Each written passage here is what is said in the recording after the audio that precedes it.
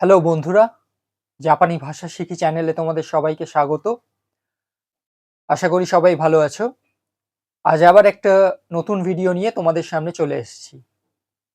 তো আজকের ভিডিওটা হচ্ছে হিরাগানা পরের 10টি বর্ণ, অর্থাৎ জাপানি ভাষার পরের 10টি বর্ণ হিরাগানাতে কিভাবে লেখা হয় সেটাই আজকে এই ভিডিওতে তোমাদের দেখাবো।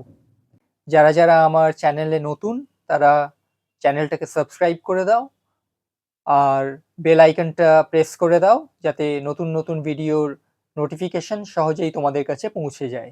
তো চলো ভিডিওটা শুরু করা যাক। বন্ধুরা, আগের যে হিরাগানার ভিডিওটা ছিল সেখানে আমরা 10টা অক্ষর শিখেছিলাম। সেগুলি হলো তা, চি, সু, তে, তো এবং না, নি, নু, নে, নো। তো আজকে নো এর পরে আরো 10টি অক্ষর বা বর্ণ আমরা দেখে নেব। নো এর পরে যে অক্ষরটা আসে সেটা হলো হা।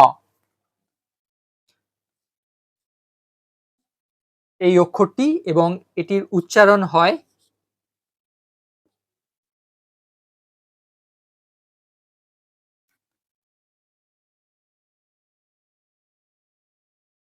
হা, হা।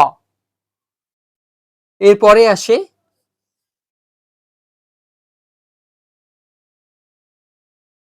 হি, হি। এর পরের অক্ষরটি,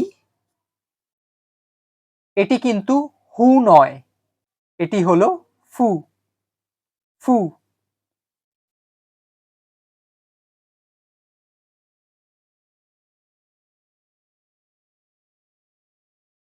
ফু এর পরে আসে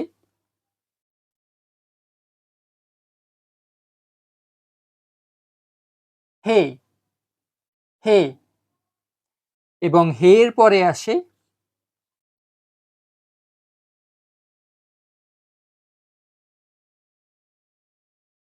হো, হো। তাহলে হা, হি, ফু, হে, হো। তাহলে আমাদের আরো 5টা বর্ণ শেখা হয়ে গেল। এবার চলো পরবর্তী 5টি বর্ণ দেখে নেওয়া যাক। হো এর পরে যে বর্ণটা আসে সেটা হলো এইটি, মা, মা। এরপরে আসবে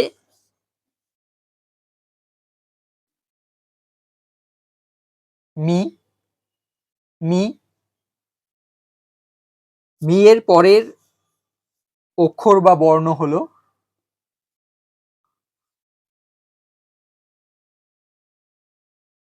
মু, মু। মু এর পরে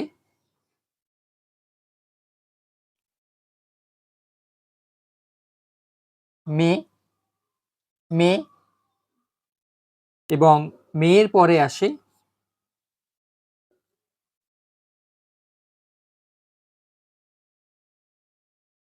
মো, মো। তাহলে মা, মি, মু, মে, মো। তাহলে আরো 5টা বর্ণ আমাদের শেখা হয়ে গেল। তো এই ভিডিওতে আমরা টোটাল 10টা বর্ণ শিখে নিলাম, আমরা দেখে নিলাম সেগুলোকে হিরাগানা লিপিতে কিভাবে লেখা হয়। তো চলো আরেকবার ঝালিয়ে নেওয়া যাক।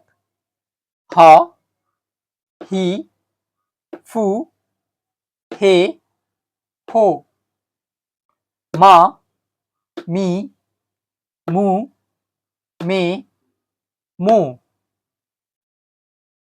তো আজকের ভিডিওটা এই 10টা বর্ণ নিয়েই ছিল।